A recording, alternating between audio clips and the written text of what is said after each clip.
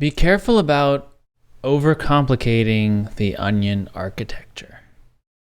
Hi, my name is Eric Normand, and this is my podcast. Welcome. I want to thank you for being on an exploratory journey with me about all these ideas. I don't know these things. I'm just trying to figure them out, and I'm exploring them and talking through them on this podcast. So I just want to make that clear. Before we get into the topic, today I want to talk about Grokking Simplicity.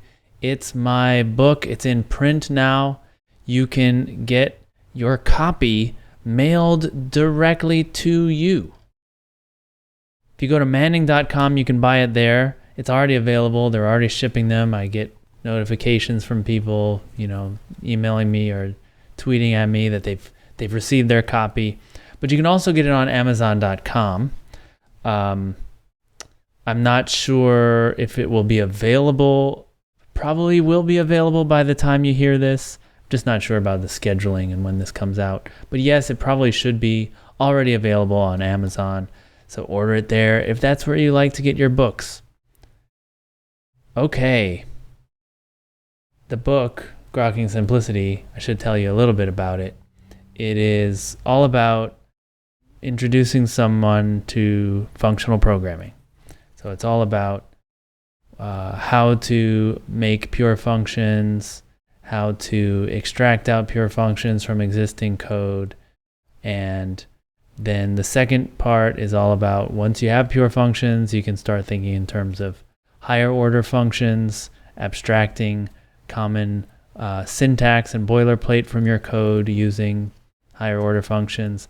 And then there's, in the second part, the second half of the second part is all about managing actions and the order and repetition of those actions so that you can deal with timing bugs and make sure your software is operating correctly. Okay, so please do check it out. I've just given a very high level overview in this. It's every page is hand laid out by me so that it is optimally visually using every page so that you can get all sorts of cool diagrams in there and really understand stuff visually. And I'll go over some of these things in a future episode, but right now go check it out. You can see previews of the book on manning.com. And yes, thank you.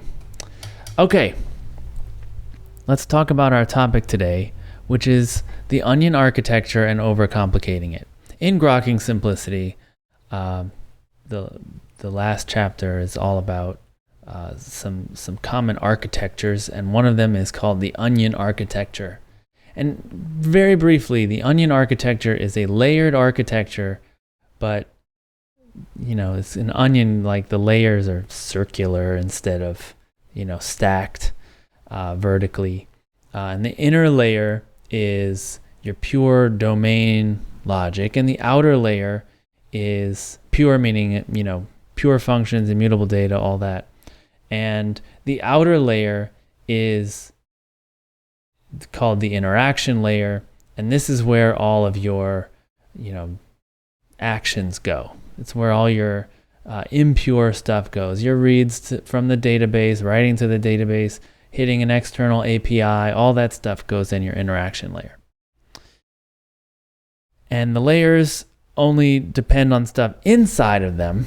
So the outer layer depends on the inner layer, and the inner layer is unaware of the outer layer around it. Okay, that's a very brief summary of the onion architecture. And in a lot of ways, it naturally happens that way when you're writing functionally and you're properly layering stuff, mostly because the actions spread. So if I have a function that calls an action, that function is an action. And any function that calls that one is also an action, right? So if you graph that out, the functions at the bottom that don't call actions, those are your calculations. those don't know about the stuff above them. And at some point above them is all actions, right? At some point above, like, there's no more calculations because the actions spread up. And so you get this natural layering of your pure stuff and your more imperative procedural stuff up at the top. So one thing that I see people doing is they complexify it, they complicate it, because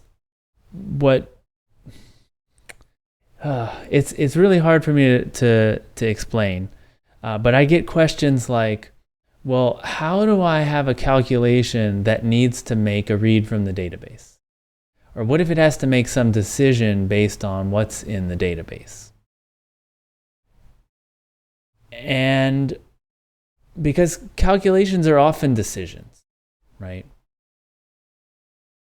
Or what, it'll be something like, well, it needs some data, and then, so we'll pass that data in as an argument to the calculation, and then the calculation might determine, hey, I need some more data. So can you fetch that for me? Okay. And so who fetches that? Because it can't fetch it because it's a calculation. But then the action, above it, like, it has to exit and return that, and then, it looks complicated. But if you do naturally stratify your code into actions at the top, calculations at the bottom, that's all the onion architecture really is. It's just making this explicit. Like, how could this possibly work? So I'll give a simple example of a web request and how this fits into the onion architecture. So in a web request, the web request arrives. So that is an action. It arrives in your application, your interaction layer. Often, in a web request, you need to make a database read, right? So let's say it's some GET request for an entity that's stored in the database. So the interaction layer receives this web request and it validates it, and then which could be a pure function, right? But it's not really domain logic that is valid, right? Okay, maybe it is, maybe it isn't. It depends on what you do. It depends on whether you are validating it in terms of domain concepts. Okay, you might just validate it for stuff like, is this a valid UTF string, right? That's probably not part of your domain. That's like domain it's computer concepts, right? If you're writing accounting software, accounting does not have an idea of UTF-8 strings, right? Accounting software deals with transactions and balances and amounts of money and stuff like that. Okay, so you could validate it like, a transaction has to have both a from account and a to account, so a debit account and a credit account, right? That is a domain concept. So that's domain validation. So you probably have to do both of these kinds of validation. All right. So anyway, the validation happens, probably a pure calculation, and then it's going to fetch from the database. This is an action, so it belongs in the interaction layer. Okay, once that entity comes back, you have a piece of data. Now you might have to do some domain logic to it. Okay, you pass it as an argument to some function in your domain layer, your pure layer, your core, and it returns some answer. Right? Now you take that answer and you send it back as the response. That's also an action. Okay? So if you just listed the steps that the interaction layer took, that becomes like a script. This HTTP endpoint does these things. It fetches from the data, it receives the request, it validates it, it retrieves something from the database, it does some domain operation on it, and it returns the result of that operation as an HTTP response. Okay? It's a very simple script. That domain operation, though, that's where the important stuff happened. Right? And that's all in your domain core, this pure calculation core. Okay? Now, what I see, like I said before, I get questions like, well, what if that domain operation decides it needs more data? Well, if it decides it needs to fetch something from a database, if it does that, then it's not a pure function, and it's probably not a domain operation. Let me explain. So, yes, you might have a way of returning a value that represents fetch me more data. You might have that. And so you have those arrows pointing the right way. So you have this interaction layer pointing into the domain, and the domain, the core, the functional core, doesn't know about the interaction layer. It only returns stuff, and there's some contract that says this is how you interpret this data. It's like fetch me more data, right? And so the interaction layer will do that, will obey, right? And so you do have some sense of like the arrows are pointing in the right direction. The problem is semantically you violated the layers, because that domain layer shouldn't know about databases. It shouldn't know about like there's other data that it might need, right? It needs all the data it needs. Like you need to pass it all the data it needs. And you might need to do that logic of like deciding whether it needs more data. Either do it in the interaction layer or don't. Just pass both. Pass both things in there. Whether it needs it, whether you know it needs it or not. Right? And the way you check is if it's a domain concept. Is fetching more data a domain concept? Well, in accounting, no. There is no domain concept of give me more data. That's not what accounting is about. Accounting, like I said before, has a list of concepts like account, debit, credit, an amount of money, a transaction, these kinds of things. And so if you need more data, like that's not really the right level of abstraction, right? It's not the right layer in which to code that up. Okay, so I wanna take this idea and push it a little bit further, because if you're making a system like the domain core makes decisions like I need to go fetch more data, or I need to make this API call, or stuff like that. If it's making those kinds of decisions, then you're actually pushing you're making like an interpreter in the interaction layer that knows how to deal with all these actions that the domain layer needs. And in essence, you're making an effect system. You're pushing out all this responsibility of carrying out the actions into the interaction layer, and deciding what actions to take is part of the domain layer. Okay? And just like I said on my previous episode, I think that what's happening there is you're not really doing functional programming. Right? You're doing procedural programming, but just deferring by one step when the actions happen. And so you're missing out on a bunch of the benefit. And besides that, you're also mixing these semantic layers. The functional core of your system should not know about databases. It is not a domain idea. It shouldn't know about API calls. That's not a domain idea. Right? These are not domain decisions. And likewise, they're almost not even business decisions, right? They're just kind of, they're incidental to the way you have architected your system. The interaction layer has all that built in, okay? And by being on the outside, it is the thing that is easiest to change.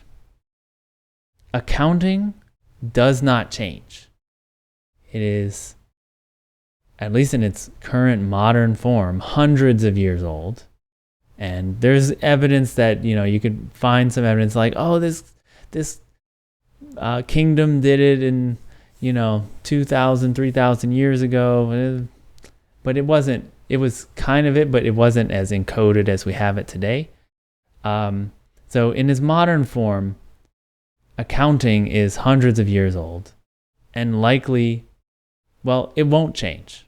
Not by the same name. So we call it double entry bookkeeping. That system is not going to change. You might come up with a new accounting system that's better, but that will be a different system. Okay? So this double entry bookkeeping system, you can encode it once, it is timeless, and it will never change. Okay? So your software, as you're developing it, it's changing, but it's approaching an ideal representation of that domain. What changes are your business rules, those kinds of things. Those can also be pure functions. But on the outside, the interaction layer, what database you're using, what APIs you're accessing, what file formats you're using, all this stuff, push that to the edges because that changes really quickly compared to accounting. Okay, so it's not just, I kind of wish I had said this in the book. I know that there's always more to say about this, but this is really essential. It's not just about the arrows of what knows about what. It's also the semantic what knows about what. Okay, it's not just like the call graph. It's also knowledge. It's also domain concepts, right? The accounting shouldn't know about HTTP. It shouldn't know about databases. It shouldn't know about API calls, what format you're storing your accounting data in. All that stuff is not important to the domain. And so I think that you could go in two directions, just by the pure, impure idea, the pure on the inside, impure on the outside, where the pure is like sending instructions to the impure, which actually executes them. That would be basically developing an effect system. But I think that semantically that is wrong. And what you want to do instead is the opposite. The driver is a very simple script. You could call it procedural. It's just, do this, then do that, then do that. And the bulk of the important logic happens in the domain code. But again, make sure it's really a domain idea. Okay, it's not about, it's more, I think it's more about the domain idea than about the pure versus impure parts of your code. Okay, I hope that helps. If this was if you want to ask more questions about this, I feel like this is a really important thing that I missed in the book, because people are asking me a ton of questions about it, and I guess I figured it wasn't, I didn't see that this would be such a confusing thing. I'm not suggesting you develop an effect system where your functional core is driving the application layer, the interaction layer, the impure part. I'm not suggesting that at all. I'm suggesting the opposite, that the interaction layer is driving, but the important decisions and logic about your domain are in a functional core. Okay, thank you so much. Please buy my book. I would really appreciate it. It would help support me. And it took a long time to write, and I don't know if I'll ever recoup all that, the money that the opportunity cost, right? The money I could have earned if I hadn't been doing the book. So it would really help me feel good, even if I'll never recoup that money, just to know that that people like the book. So send me a message that you like it.